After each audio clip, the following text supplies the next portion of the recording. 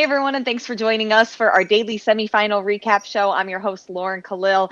Day 2 just wrapped up for Copa Sur, and we saw a new record for the men's barbell complex. Sergio Sanchez was there at the event today and is here to catch us up on all the action. We'll get to the men's field, but first I want but just overall, we've seen a lot of shifts on the leaderboard. Yes, the leaderboard changed a lot from yesterday to today. I mean, it's crazy how things are getting there. It certainly is. And speaking of that, we'll start with the teams.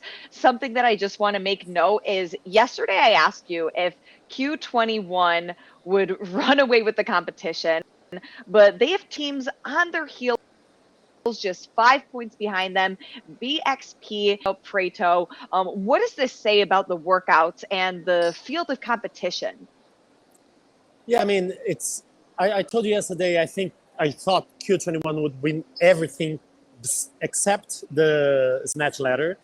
Mm-hmm. And they got the third place at the rope climbs and thrusters. And it was okay. I mean, I asked them about it and said, well, we know we're way far ahead, so I don't think we're going to go that far. But yeah, I mean, the other teams are getting there now, so they have to worry about it. And I talked to the BXP coach. Actually, the BXP coach is the same coach that worked with the Eto CrossFit team that went to the games last year. And they have a local coach there that is Janu. So we have Alberto Neto, that's the coach of Anita Pravati, who qualified for the Masters for the games. And he's coaching this BXP team. And they just decided to work together in the quarterfinals. Let's give it a try as a team. And they're doing great. I mean, they actually have a shot. So I don't know how excited they are. And their coach told me that the worst day was yesterday. So... When we look at other teams that had a really great day but a slow start yesterday, Barini and the Treta team, both of them moved on the leaderboard. What did you think of their overall performances on the two events today? Yeah, CrossFit Barini team Treta is a well-rounded team. I knew they had a problem with swimming. I was not expecting them to be not as good as Diane, but they work together and they train together and they're very communicative. And their coach, that is Tata Rebani, and her husband, Fernando Rebani, they're very experienced. Tata has been to several regionals. She is the most experienced athlete there. She's 39. And when I called her prior to the Copa Sur, and I was writing about it, I said, you better do well because I put you as one of my my top spots. So I was glad. I said, oh, you know what? I was kind of... They were the last one to qualify, close to that, and said, oh, it's good to hear. We're enjoying the events a lot. Let's try to make that happen. So who knows? Who knows? I love that little bit of insight that you have too. Looking at event 4 for the team snatch ladder, SP, they took the overall win, accumulating 865 pounds on their lift. Based on what you know about the athletes with some of these teams, are there any surprises about what people did or didn't lift today? Yeah, I mean, especially with Team SP, 2 of the athletes broke their own PRs. I mean, the one guy, the previous PR was 120 kilos, and he did 130 in the last platform. It's like 10 kilos massive. I mean, and he was so excited. And he's a nutrition coach. So I asked, what are you taking? So I want to take that too. I mean, a 10-kilo jump. He said it's all the excitement from the competition and the crowd. And they were very proud. And it's like I think it's his first major competition, international competition. So he was so excited about it. Moving on to the women's field now. And another exciting day for them as we look at the leaderboard. We're seeing shifts there as well. But Rodriguez and Alexia Williams, they're both tying for the event win with 100 kilos or 222 pounds for that complex. Both in the top 10, but didn't have great swimming events. Do you think that either of these women can at least snag that last chance qualifier position after tomorrow? Yeah, I mean, Melina had a very bad very bad performance in the rope climbs. She was getting a lot of no reps. From what I could see, I don't know if you should see, I saw her kind of pinching. I believe the judge saw her pinching prior to touching the bar. So she got some no reps, and she was very frustrated in this last event. I didn't talk to the judge, but from what I could see, she was pinching the legs before touching, and she got a lot of no reps. She was very frustrated, so she has to shake things off if she wanna get to the last chance qualifier spot. Now, I told you yesterday that Andrea, she grows in the arena, right? And she was amazing. Legless rope climbs is one of her strengths. She did wonderful. Laura Gonzalez, that was the second place. She dropped a lot in the leaderboard. And I talked with her.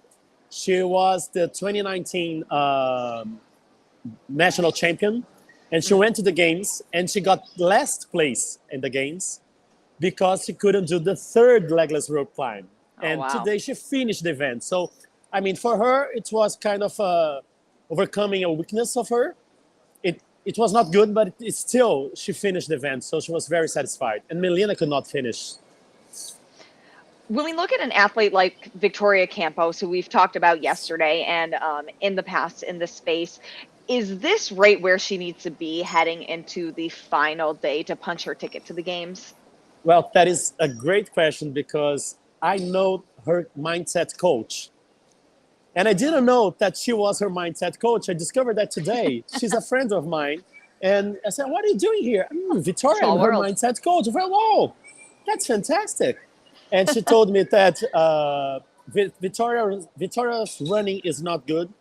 So they kind of set her, you have to be at least the top 5 by the end of day 1. If you get there, you're going to win the competition. And she was 4th. And then she did an amazing day today. I said, tomorrow, that's her mindset coach telling me, right? Tomorrow, Ejimeri said, hey, tomorrow she'll have blood in her eyes to win this competition. Said, that's great. Fine by me. I would love to see that. Yeah, that's what we like to hear about these athletes, that they're giving it their all and really fighting for it heading into the last day. Were there any other athletes that on the women's side that really stood out to you between the two events today? Yes, there is another athlete called Amanda Fuzuma. She climbed the leaderboard a lot, now in 3rd place, next to the top 2. And I mean, she had, like, last year was a rough year for her. She changed states, she changed city. And that really kind of disrupted her training. And she's also trained by the same coach from the BXP team. And when I talked to her prior coming to the competition, she said, well, I'm not that confident. I said, well, so come on, where are you going? You have to be confident. And she changed. I mean, she's now in the 3rd place. And she's so excited. And she's very good at the movements we have tomorrow. So I'm very, very anxious to see how she'll compete tomorrow.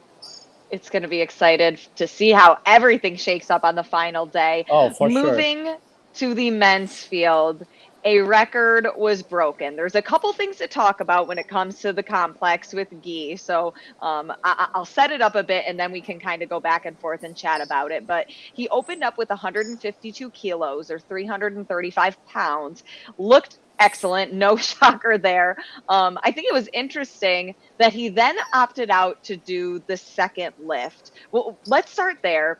As a spectator being on the floor, seeing all of that happen, how did that play out where he was like, no, I'm just going to go for the 3rd one?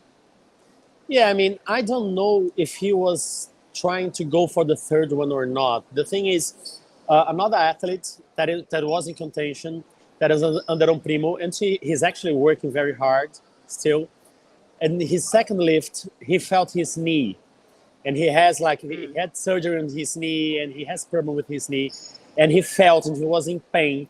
and it's a close friend of Malheiros. And Malheiros actually went there to look at him. And then I don't know if Malheiros decided that I'm not going to do the lift. You know, Alderón was trying 151 kilos.